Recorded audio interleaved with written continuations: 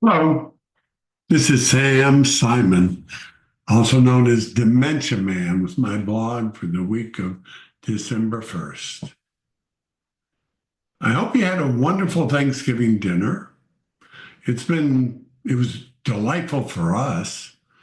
Grandpa, me, and my wife, Susan, Grandma were there with our kids, their spouses, our four grandchildren, my sister, our friend, and our uh, son's mother-in-law, 16 of us in total. And we had to say what we were thankful for. I said, well, when I said we had to, we went around the room and said, what are we thankful for? My answer was, I'm thankful for everything that ever happened to me because otherwise I wouldn't be here now, even with this disease, Alzheimer's, early stage Alzheimer's, some call dementia. You know, I hate that word. And I have a treat today. Um, Big development.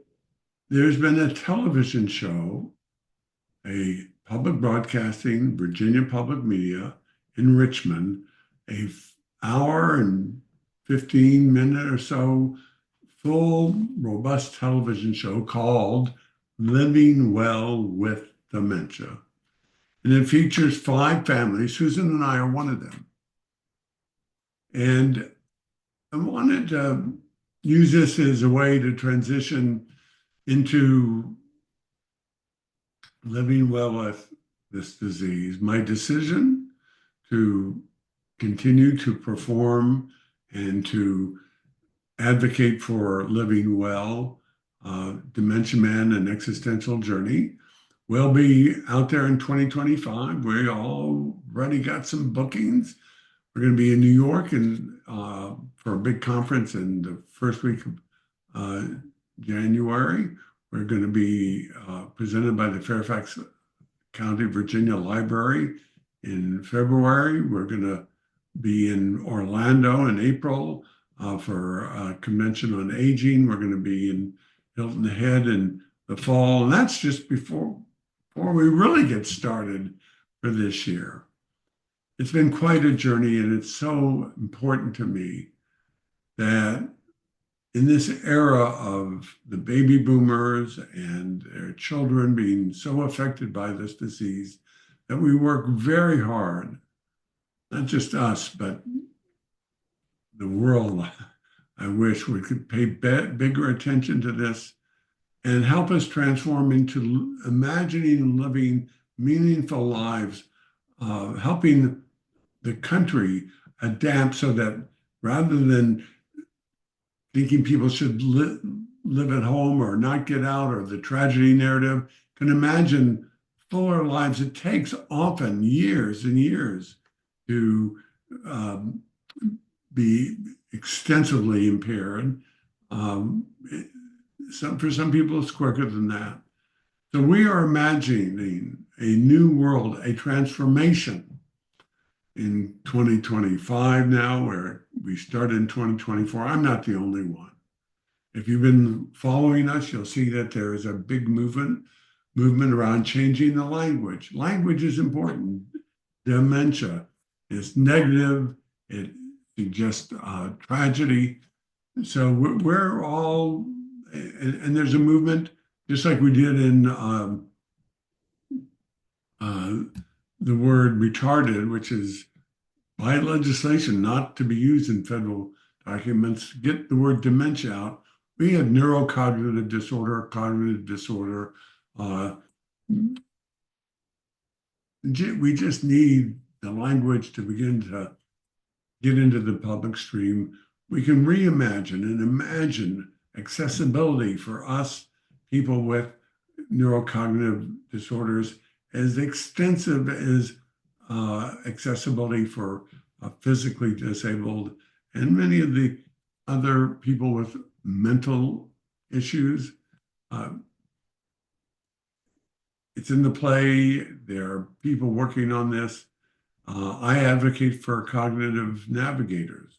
That's what my wife is. She's my love partner, but she can help me get around. But You can also train people in stores and museums and transportation, have people really trained with dealing with people who come on who have a cognitive disorder and assist them just like we do other people with disabilities.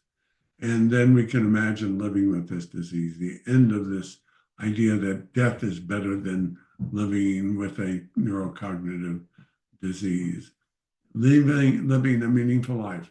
So you can be of help. You can join the team, be a producer of Dementia Man. Go onto the website, hit the donate button, and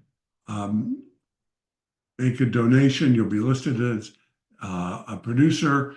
You'll get a special gift from me. There's going to be an upcoming book this year and the poetry of Dementia Man, and I do have that. So I want to then finally, I want to gift to everyone the last moment of this play. It features, yes, me, and the last scene of the play Dementia Man.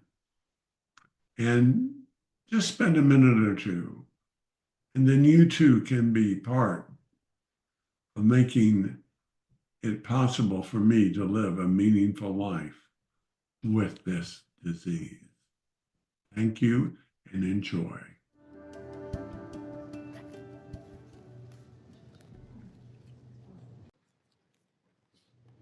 So this is how it ends.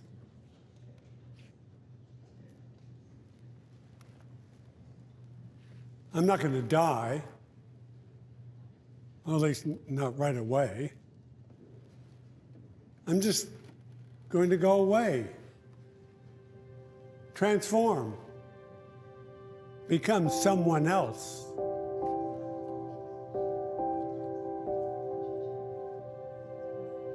If you get a terminal diagnosis, it's not beatable. We evolved into the response.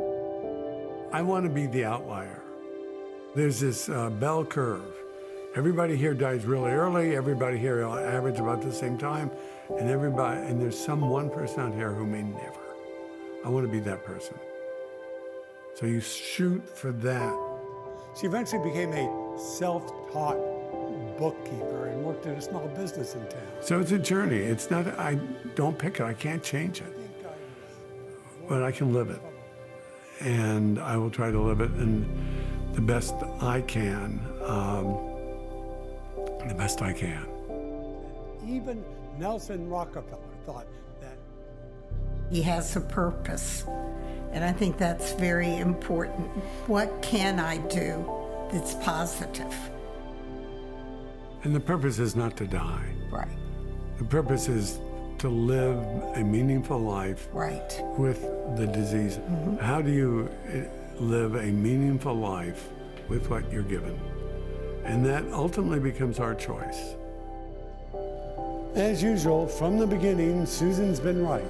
Let's just take Switzerland off the table and just see how many more troublemaking years I have left in me.